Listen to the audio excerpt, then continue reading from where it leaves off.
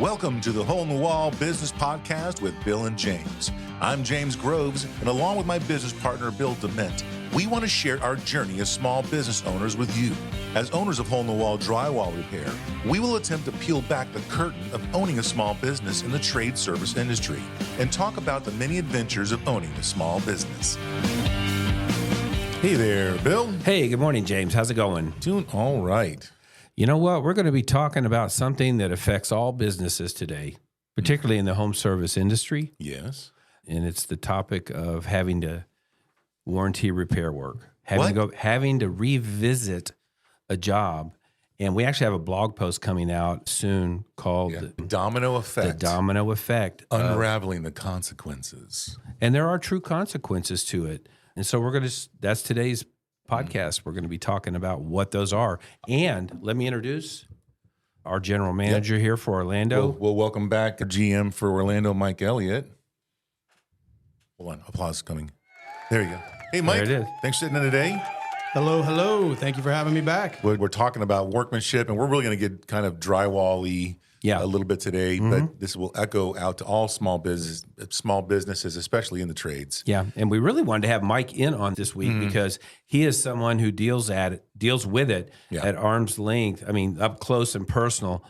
You know, he's every day. Frontline warranty. He's the one who has to talk to the customers, deal with the that made the mistake. Now, the goal is always to diminish them, to keep warranties to a minimal, but it happens.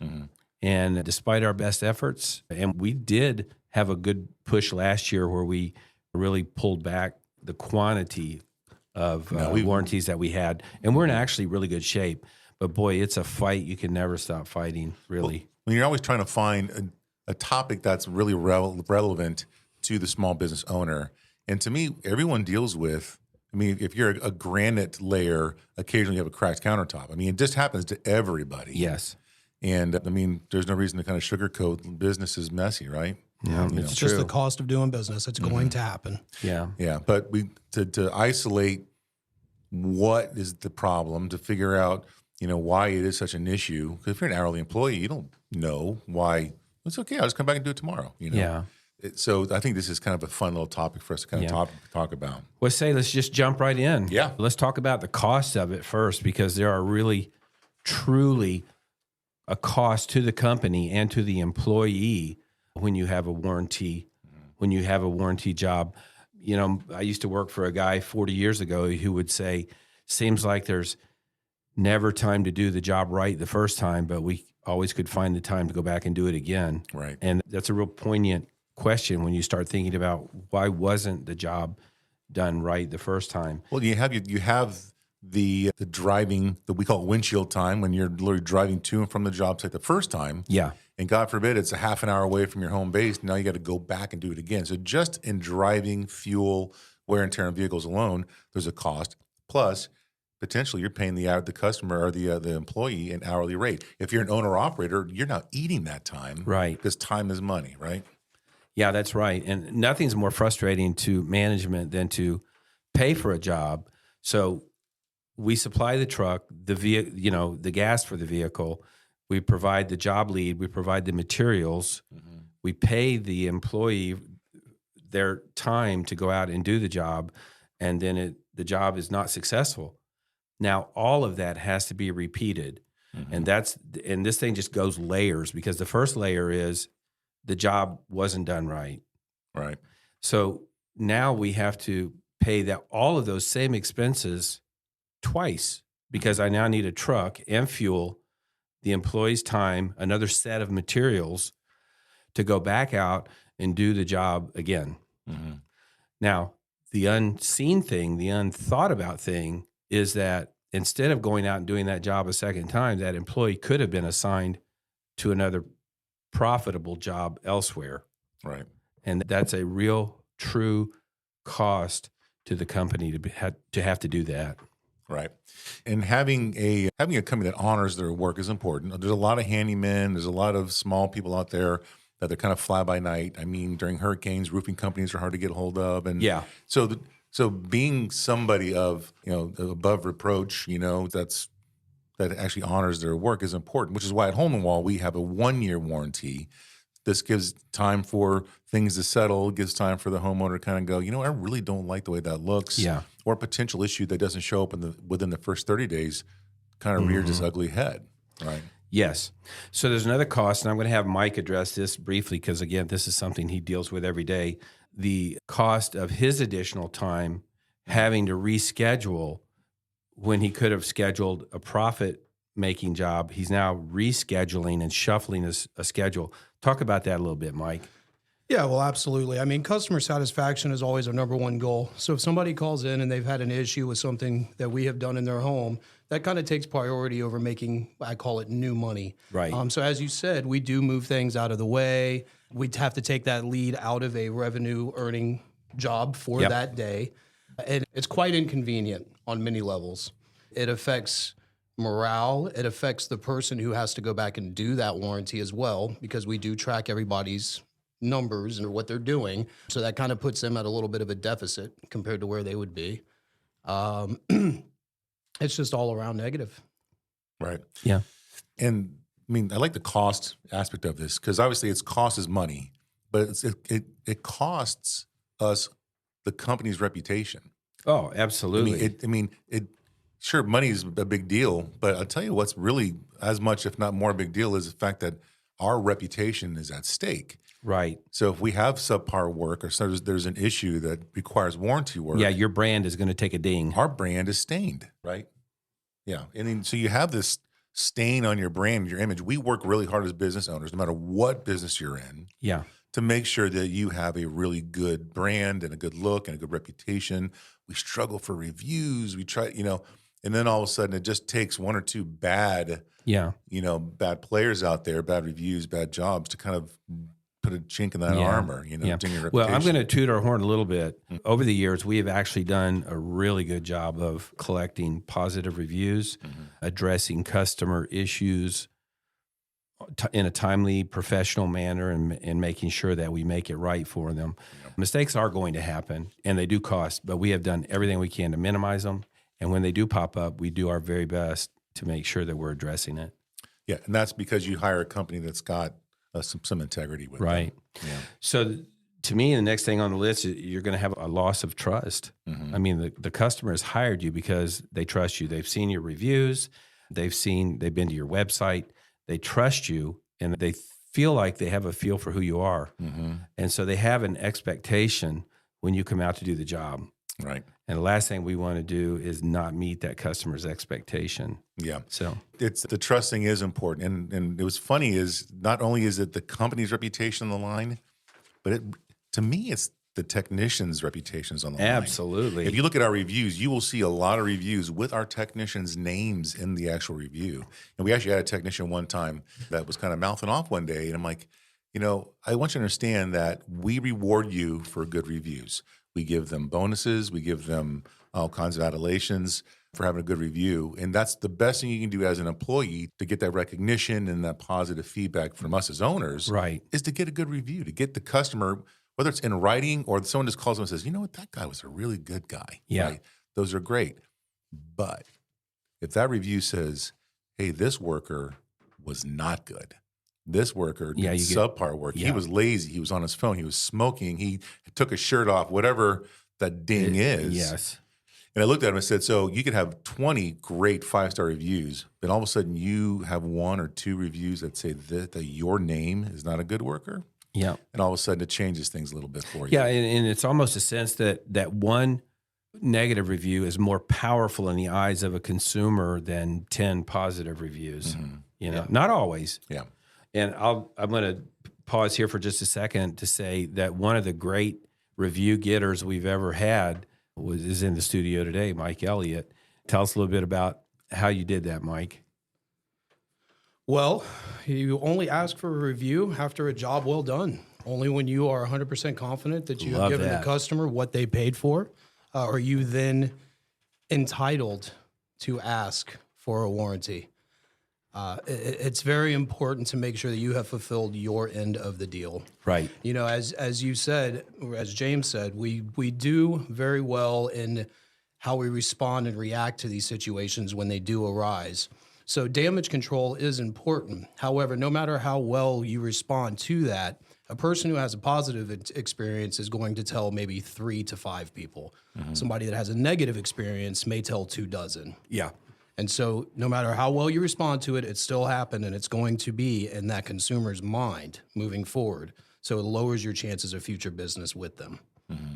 Yeah, that's a loss of potential revenue in the future. If you have a bad review or bad taste in their mouth, they're not going to give you more work or tell their friends about you. Yeah. One of the things that you deal with a lot, Mike, is we're kind of going back to the employee's reputation. So the employee, it's bad. The customers maybe not want that employee back. Employee X did something bad in someone's home. They didn't like it. I don't want that customer back, or that employee back. Can you send somebody else? Yeah, now you have to send somebody else out to cover it. Yeah. So now employee Y, who has to go back out and do the repair again for employee X, right? There is an actual impact on the morale of the company and the other employees, because now all of a sudden that one employee who made a mistake, it's not irreversible, right? I mean, everyone makes mistakes, right? But it's the habit, the habitual. Hey, I've repaired this mistake for you multiple times. There is a loss of camaraderie, and respect for each other in the company to have subpar work like that. So, yeah, just a thought. Absolutely. Ready to start your own business? How would you like a jumpstart? Wall Drywall Repair is now offering franchise opportunities for strong entrepreneurs. When you franchise with Hole in the Wall, we help you get up, running, and ready to start generating revenue fast. You get access to our comprehensive training program, continued support, and our proven business model that has allowed us to experience explosive growth. Achieve financial success while providing a valuable service to your community. Take the first steps towards achieving your entrepreneurial dreams. Go to holeinthewallfranchising.com. So, I mean, we've talked about, it costs some money. It's a bad stain on our image as a company, the stain on the image of the employee potentially. Yeah, for sure. Some kind of morale issues inside the company. But frankly, it all kind of boils down to the customer's not happy. You know what? We're a customer service business. Absolutely. And so the last thing you want is a negative customer experience. Yeah. Mike answers the phone all the time. And so when those happen, I mean, how do you deal with those? When you got a customer that's irate, talk me through, I got a problem with my thing. What do I do? Well, the first thing that you want to do is allow them to vent. And then you also want to kind of put their mind at ease and let them know that everything is fixable. We have everything within our ability to fix whatever that issue is. And then just kind of, navigate them through the fact of the warranty and the warranty that we offer and everything like that. And then just, get them scheduled, get them set up. Yeah. And it's frustrating on their side, right? I mean, think about from the homeowner's perspective is maybe they had to take time off of work. Right. Like I'm waiting for my air conditioner guy to call me right now so I can go home. Right. Because I've got to take time off of work to go home and make sure my AC guy can get in the building.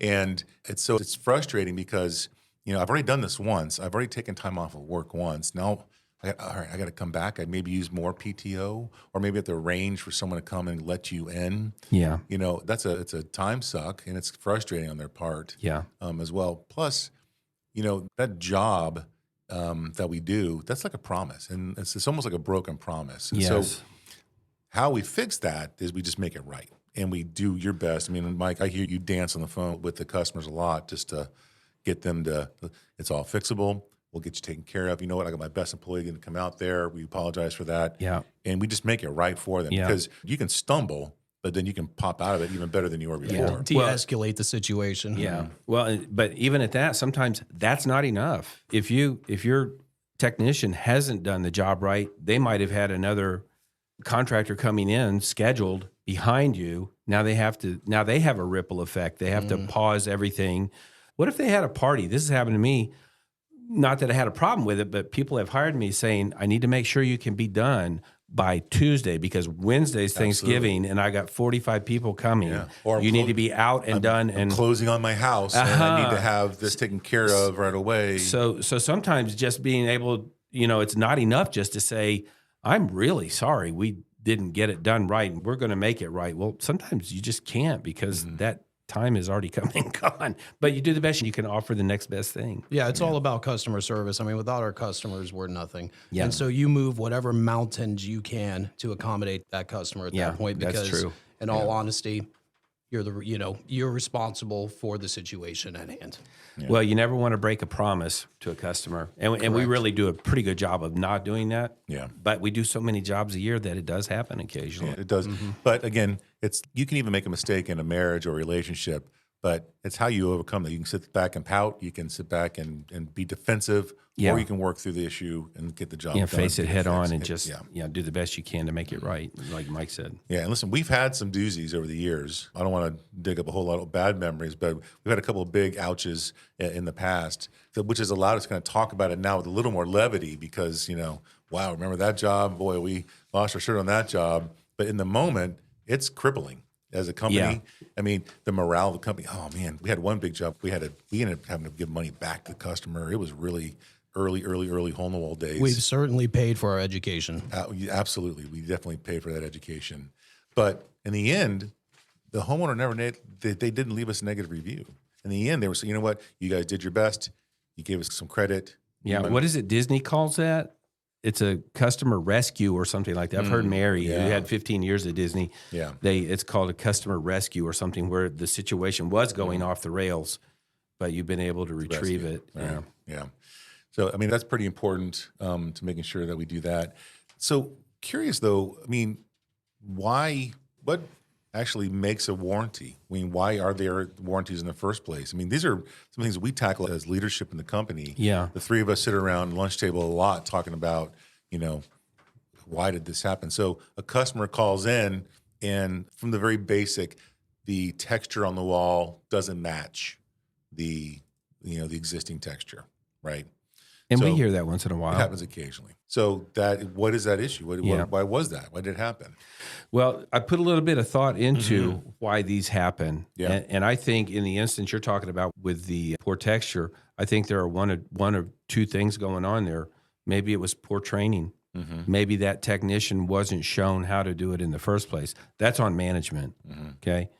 But maybe that technician was trained to do it, but they were having a bad day or they were in a hurry. I hear this a lot, that they get scheduled pretty tight and they just need to get it done and move on. Right. And the message to them needs to be made clear. We would rather that you just stay an extra hour and get it right rather than us have to send a truck back at some point. Do it all over again. Yeah, because it just the cost that we talked about earlier. And so as a company, we determined how many years ago that we are a drywall company. We're in the people business. We're in the home services business, but we're also a training company. Yeah. Because we hire young guys who come in, and frankly, we've had better luck hiring young guys and showing them how to do it, as you know well, rather than hiring, kind of drywall guys that have been doing it for 25 or 30 years because they already have ingrained all those bad habits. Yeah. And so much of that we can't use in a finished home with a customer present, a homeowner. Okay? Well, the typical drywall person is not doing work in the homes when people are there. They're new construction. They're remodels and people have moved out. It's a different ballgame altogether. Yeah. And sometimes it's just a mistake. Sometimes it's just there's a problem. We had a story that, what was in front of this wall before we had a saltwater fish tank there. And all of a sudden that affects. Yeah, it affects the wall surface. Or we'll go in to do someone's kitchen ceiling and they like to fry fish, and all of a sudden,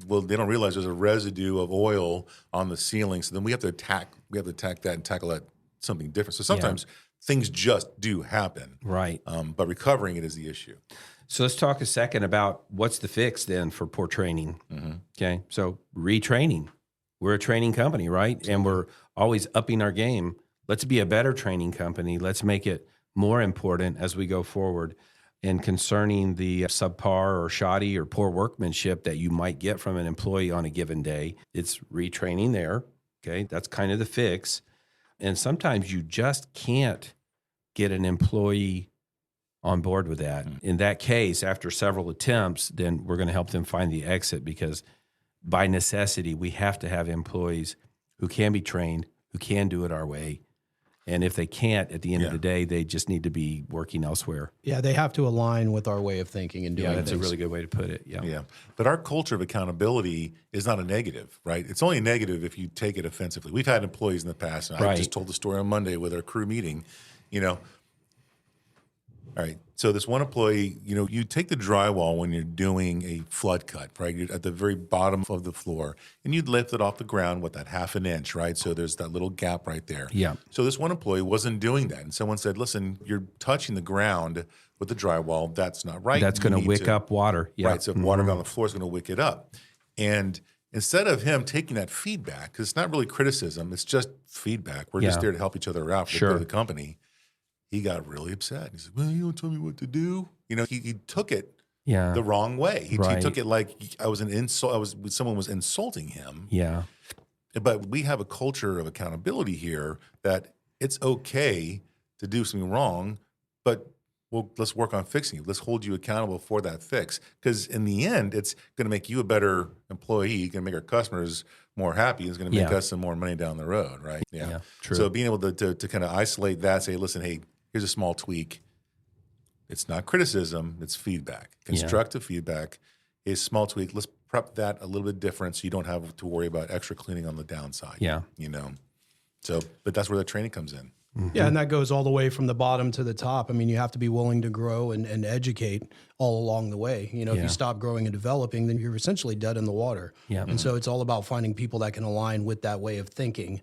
That's going to be key to success. Yeah. Yeah, absolutely. So the last thing I've got is why kind of warranties happen is unclear expectations. Sometimes the work order isn't written up clearly. That's on management. Any number of times somebody's gone out and they like, I can't do this. It's a 20-foot ceiling, and nobody mentioned that. So sometimes it's just unclear expectations. Sometimes the employee doesn't bother to read. I know one of our employees drove out to the coast one time to go do a job, but he didn't realize it was actually just around the corner from here because he didn't bother to read the information clearly. Yeah, similar address, but wrong. Yeah, and setting clear expectations. We had a story from yesterday. A technician came back to say hey, and he had a successful job. Things worked out fine. But they had to install 4 sheets of drywall in a bedroom ceiling, I think it was. And they did. And then the work order said, match existing. Match existing. So the existing on there, and they had been coming and going through the garage. So there was popcorn ceilings in the garage. And then into the bedroom they're working on. There was a portion with a little bit of popcorn on there too. Yeah. Yeah. So when they redid the ceiling, they just sprayed popcorn.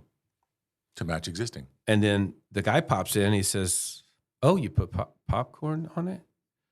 And they're like, "Yeah, we're supposed to match existing." And they kind of pop out past that bedroom now, and they notice that the ceilings are smooth. Now, fortunately, the customers, so I don't have to paint it, and it's just done. And we're like, yeah, and no charge for that. It was a positive in the end. Yeah, it worked out. But that's a case where it could have been bad. Our tech could have had to scrape ceiling, left it smooth, or put another texture on there. But there was an unclear expectation. Yeah. And as part of our bidding process, our estimating, we frequently use the term match existing. Well, what is existing if there's no ceiling there and there are 2 other different kinds of ceilings throughout the house? Yeah. So just clear expectations. Yeah, our process has changed over the years because in the old days, I mean, we've literally have given out estimates via text or an email or, I've been to some job sites where our competitors may be there and they're writing on a notepad or handwriting, fixed drywall in bedroom, here's the bid, $600. Right. And if I'm a customer, I'm kind of going, well, what does that mean? Great, What's it he's going to include? fix all the drywall. Was it walls? Is it ceilings? Is it base trim? Yeah.